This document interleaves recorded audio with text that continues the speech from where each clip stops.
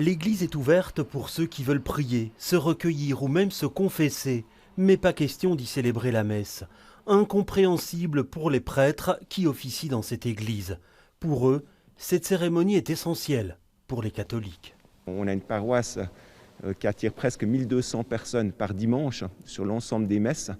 On en a 4 et on voit les gens, mais ils arrivent, ils repartent complètement transformés. Il y a quelque chose qui se passe, c'est de l'ordre de l'invisible, mais du réel. Après le premier confinement, 100 personnes étaient autorisées dans l'église Notre-Dame de l'Annonciation.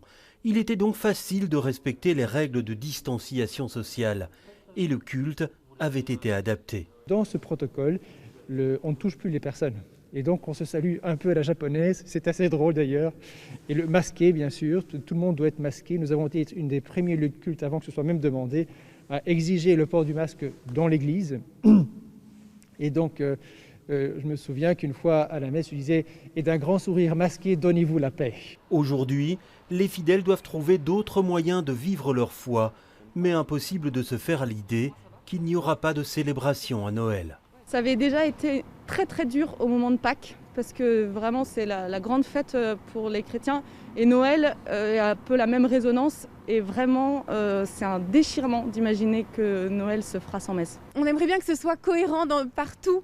Voilà, parfois on se demande mais oui, mais pourquoi est-ce que dans les commerces on peut faire ci et pourquoi pas dans une église? Ces deux prêtres ont écrit une lettre ouverte qui demande que l'on autorise à nouveau les offices religieux.